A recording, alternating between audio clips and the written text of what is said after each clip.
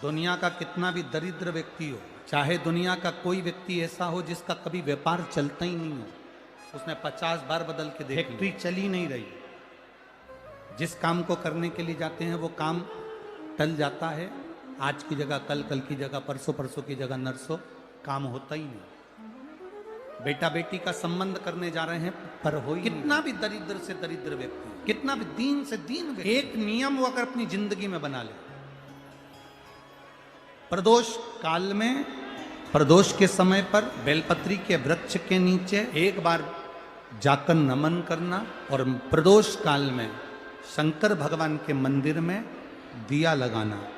ये दो चीजें अगर वो 3 महीना भी लगातार कर ले तो उसके जीवन में कभी कोई समस्या आ ही नहीं सकती, कोई दुख आ ही नहीं। एक नियम बना, जब कोई कहते तुम्हारे जीवन में कष्ट ही कष्ट, तब एक काम चालू करो, शिव की आराधना, तब एक काम चालू करो, भगवान शंकर की आराधना। 3 चीजें अपना लो।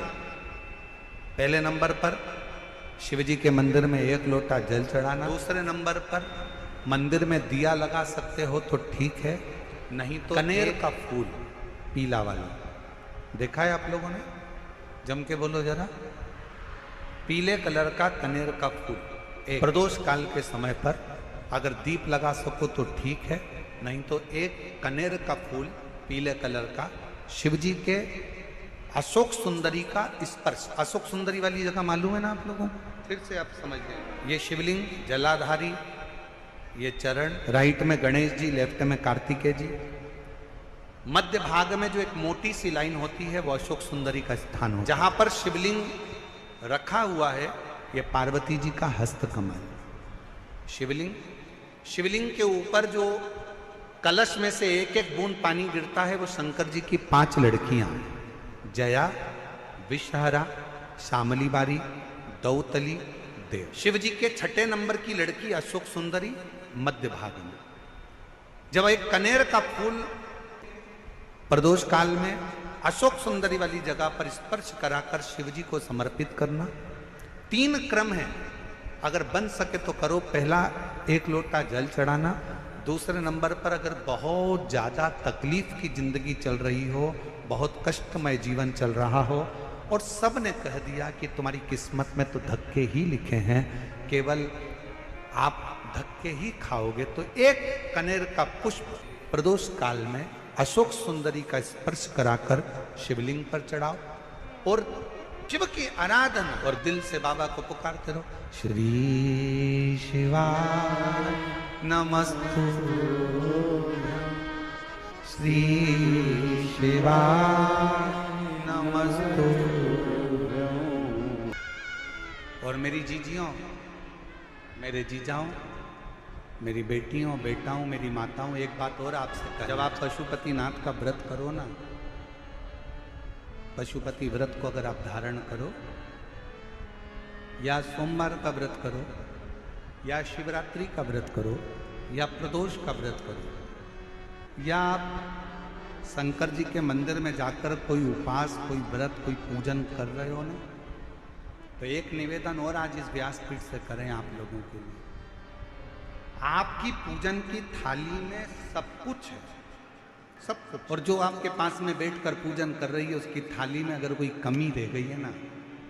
तो शिव महापुराण ये भी कहती है कि शंकर के सामने बैठकर किसी की पूजन की थाली में भी कमी मत देखो, बन सके अपनी पूजन की थाली में से थोड़ा सा सामान उसकी थाली में रख दो, प्रयास करना कि वो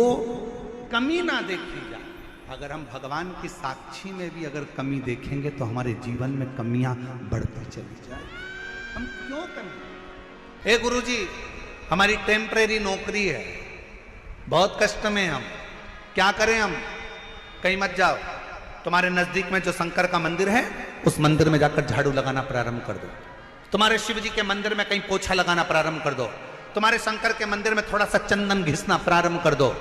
नौकरी पर जाओ, ड्यूटी पर जाओ, बच्चों को संभालो, परिवार को संभालो, उसमें से थोड़ा सा समय शंकर जी को देना प्रारंभ करो, थोड़ा सा समय निकालना शिव जी के लिए, थोड़ा सा समय। ए गुरुजी, अभी मेरी तनख्वाह तो मात्र 8,000 रुपए मिलती है, प्राइवेट जॉब कर रहा हूं, परिवार बड़ा है, गुरुदेव दिल्ली जैसे शहर में रह रहा हूं, बहुत दुख का जीवन चल रहा है, क्या करूं? किसी को हाथ नहीं दिखाना, किसी को पत्रिका नहीं दिखाना, किसी को भाग्य नहीं दिखाना, अब जो कुछ दिखाना अपने शंकर को दिखाना, उसके मंदिर में सेवा करना प्रारंभ करो। और मेरे बाबा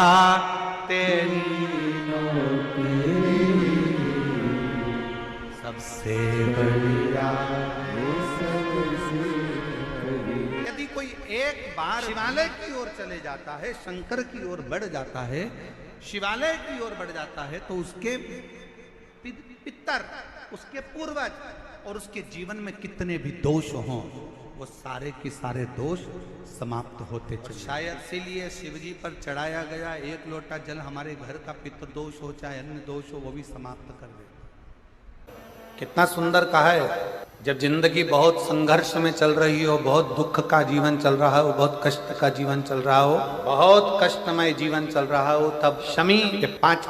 पांच एक दुर्वा के साथ एक अक्षत चावल का एक दाना हल्दी में भिंगोया हुआ हो या केसर में भिंगोया, शमी पत्र 5, एक दुर्वा, एक चावल का दाना, जो दिल से हृदय से बेलपत्री के वृक्ष के नीचे पार्थिव लिंग का निर्माण कर कर मट्टी का शिवलिंग बनाकर प्रदोष काल में, मतलब शाम के समय पर शिवलिंग बनाकर उस पे जल चढ़ाकर, जो ये 5 शमी का पत्र, एक दुर्वा और एक चावल का दाना, अपनी कामना कर कर जो दुख चल रहा है बाबा से विनय कर कर एक एक पत्ता जब समर्पित कर दे, फिर एक दुर्वा समर्पित कर दे, फिर एक चावल का दाना समर्पित कर दे और बाबा का वहीं पर पुनः विसर्जन कर दे, 3 महीना तो जाने दो, 15 दिन के अंदर वो दुख कटता जरूर है, चाहे कोई भी दुख, किसी भी तरह का दुख क्यों हो। एक बेलपत्र के वृक्ष की परिक्रमा करने वाले को हजारों अश्वमेघ यज्ञ का फल प्राप्त हो जाता है, हजारों अश्वमेघ यज्ञ का फल प्राप्त हो जाता है। उसी तरह एक पार्थिव लिंग का निर्माण करने वाले को, मिट्टी का शिवलिंग का निर्माण कर कर पूजन करने वालों को 12 ज्योतिर्लिंग के शिवलिंग के दर्शन का पुण्य फल प्राप्त। बहुत ध्यान लगा। एक बेलपत्री, उस बेलपत्री में एक चंदन की बिंदी और एक अक्षत का दाना मात्र रखकर भी अगर शिवालय पर चढ़ा दी जाती है, एक बेलपत्री, एक चंदन का बिंदी, और चंदन फिर निवेदन करेंगे आज के जमाने में तुम लोग सब घिसा घिसाया, पड़ा पड़ाया, डब्बी का सामान ले लेकर, वो नहीं, चंदन की मुठिया रखो, थोड़ा सा भी घिसो, जरा सा भी घिसो, उसकी एक बिंदी और एक चावल का दाना, जब हम भगवान देवाधिदेव महादेव को समर्पित करते हैं, अपनी कामना कर कर समर्पित करते हैं, तो निश्चितता है, महापुराण की कथा कहती है शंकर भगवान उसका फल शीघ्र प्रदान कर देते हैं। भले आपने कुछ करा ना करा, उसका फल तुम्हें मिल जाए। में जाना, लोटा भरकर जल समर्पित करना, और कभी तुम्हारे जीवन में अगर तुमको लग रहा है कि मैं दुखों से पीछा छूट ही नहीं रहा, तब उस जगह पर बेलपत्री के मध्य भाग में पीला चंदन, ये जो पत्ती है और ये 2 पत्ती हैं, ये बड़ी पत्ती और ये बीच की जो 2 पत्ती हैं, इसके बीच में जो डंडी का भाग रहता है, जो बीच में डंडी का जो भाग है, बड़ी पत्ती और ये 2 छोटी पत्ती के मध्य में जो डंडी का भाग है, उस डंडी के भाग में पीला चंदन और एक अक्षत पीला, शंकर भगवान को आप अगर प्रदोष काल में समर्पित कर रहे हैं, तो ये निश्चित है कि धीरे धीरे कर कर वो दुख समाप्त होगा, वो दुख कटेगा ही। प्रगत वर्णन किया गया शंकर भगवान की आराधना में, शिव की आराधना में, जब तुम्हें लगता है कि तुम्हारा व्यापार नहीं चल रहा, कोई तुम्हें धोखा दे रहा है, लक्ष्मी नहीं आ रही, बहुत चिंता में पड़े हुए हो, बहुत टेंशन में जिंदगी चल रही है, बहुत बीमारियां तुमको घेर ली है और चारों तरफ अंधेरा ही अंधेरा नजर आ रहा है, तुमने विचार करा अब मैं तो मर जाऊं तो अच्छा, मैं सुसाइड कर लूं तो अच्छा, मैं मर जाऊं तो अच्छा, तो मरने से पहले एक काम कर कर देखना, शंकर भगवान की आराधना कर कर देखना, शिव पर एक लोटा जल चढ़ा कर देखना, और ज्यादा चिंता, ज्यादा टेंशन हो तो बेलपत्री के जड़ को घिसकर उसका चंदन बनाकर शंकर को लेपन कर कर उसकी भी आराधना कर कर देखना कि बेल चंदन का फल क्या। बेलपत्र एक बेल, ये कोई बेल पत्र, एक बेल, ये कोई साधारण एक बेल। नीचे की डंडी से लेकर ये दो पत्तियां जहां लगी हैं और दो पत्ती से लेकर ये बीच की जो पत्ती है उसमें जो गैप है, उसमें जो जगह है, दिख रही है आपको? ये दो पत्ती से लेकर बीच की पत्ती के बीच में जो जगह खाली रहती है, 33 कोटि देवी देवताओं विराजमान रहते हैं इस बीच की जगह में। जब शिव जी को चढ़ाया जाता है तब इस पत्ती के बीच की जगह शंकर के शिवलिंग पर रखा जाता है, तो शिव जी इतने प्रसन्न होते हैं कि मेरी स्तुति करने के लिए ये भक्त 33 कोटि देवताओं को लेकर आया है, मेरी स्तुति करने के लिए। लोग चावल लाए,